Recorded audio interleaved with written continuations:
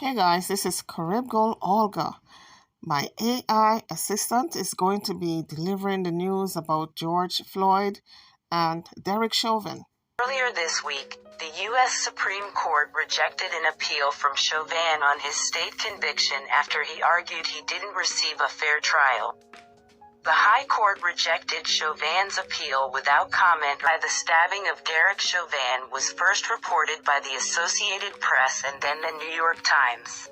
The Minnesota Attorney General's office confirmed the assault to CNN. CNN's Taylor Ramini and Aya Elam-Russi contributed to this report.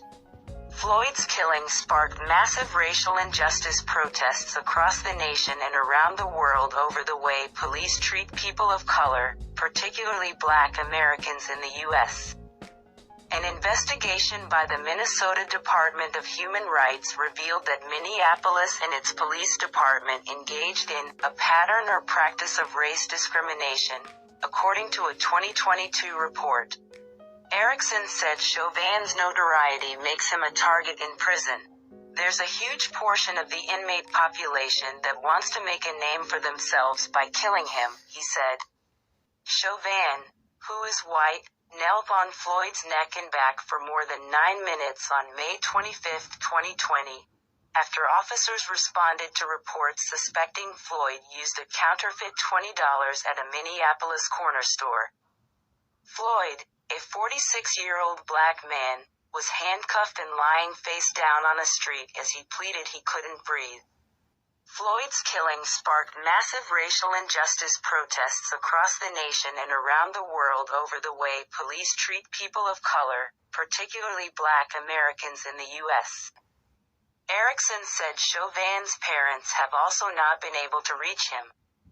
It's unbelievably unprofessional that no one from the prison has reached out to his parents, he added. In April 2021, Chauvin was convicted on state charges of second-degree unintentional murder, third-degree murder and second-degree manslaughter. He was sentenced to 22.5 years in prison. Months later, Chauvin pleaded guilty to federal charges of depriving Floyd of his civil rights and was sentenced to 21 years in prison. Chauvin was assaulted at the medium security prison while serving 2 concurrent sentences in Floyd's murder. Greg Erickson, Chauvin's attorney, said he only learned about the assault through the media and has since attempted to reach prison officials multiple times to confirm the news, only to be rebuffed. I've called the prison 7 times. They've refused to speak to me 7 times, Erickson told CNN in an interview Saturday afternoon. Erickson said Chauvin's parents have also not been able to reach him.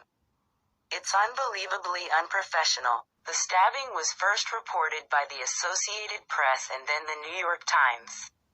Visitation at the prison was suspended starting Saturday until further notice, Federal Bureau of Prisons spokesperson Emery Nelson told CNN. When CNN asked if the visitation suspension was connected with an inmate being attacked at the facility, Nelson said, for safety and security reasons, the details supporting a warden's decision to suspend visitation at their facility are not discussed. Incarcerated individual was assaulted at the Federal Correctional Institution in Tucson at approximately 12:30 p.m., the Bureau of Prisons said Friday. Responding employees initiated life-saving measures for one incarcerated individual, and that person was transferred to a hospital for treatment, the Bureau said in a release. No employees were injured during the incident, the release said. The assault and was told. Chauvin is in stable condition.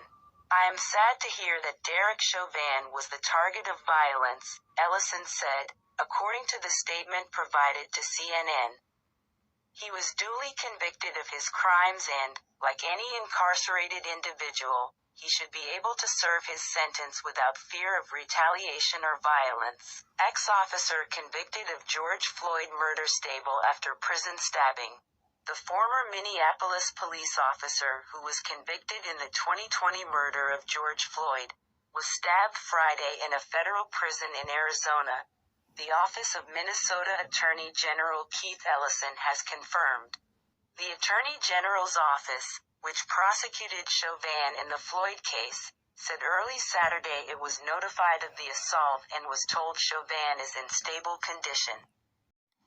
Don't forget to hit the like bell before leaving the page and subscribe to the channel if you haven't done so as yet. I'll see you guys on the next one. Thank you for watching.